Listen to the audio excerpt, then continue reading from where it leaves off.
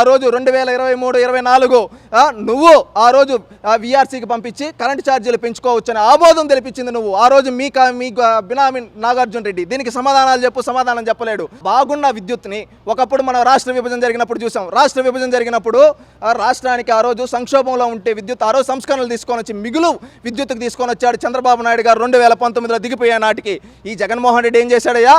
2019లో వచ్చిన తర్వాత ఈయనేదో పెద్ద మేధావిలాగా పీపీఎల్ రద్దు చేశాడు. ఎవడు రద్దు చేయమన్నాడయ్యా? ఆ రోజు పీపీఎల్ రద్దు చేసి బొగ్గుని ఉన్నదానికంటే ఎక్కువ కొని నీ కమిషన్ల కోసం, మీ వాళ్ళ కమిషన్ల కోసం కమిషన్లు తీసుకొని రాష్ట్రం పైన సంక్షోభం నెట్టేసి నువ్వు ఈ రోజు విద్యుత్ కొనుగోలు పైన ఈ రోజు ధర్నా చేస్తుంటే జనాలు నవ్వుతూ ఉన్నారు. బాబాయిని చంపింది నువ్వే, ఆ రోజు పక్కన వాళ్ళపైన తోసింది నువ్వే, ఈ రోజు రేట్లు పెంచింది నువ్వే, ధర్నా చేసేది నువ్వే అని జనాలు నవ్వుతున్నారయ్యా జగన్మోహన్ రెడ్డి. ఇకనైనా పద్ధతి మార్చుకో.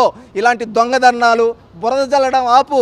లేదు నేను ఇట్టే బురద జల్లతా, జనాల చెవులో పువ్వులు పెడతా అంటే రేపు ఇప్పుడు 11 ఇచ్చారు ప్రజలు, రేపు ఆ 11 కూడా రావు. గుర్తుపెట్టుకో జగన్మోహన్ రెడ్డి. ఇకనైనా ఒక హుందాతనంగా రాజకీయాలు చేయి, గౌరవంగా రాజకీయాలు చేయి. ఒక పలానా జగన్మోహన్ రెడ్డి గౌరవంగా రాజకీయం చేస్తాడని చెప్తాం. లేదు నేను ఇట్లే చేస్తా అంటే భూస్థాపితం చేస్తారు. గుర్తుపెట్టుకో, పద్ధతి మార్చుకో.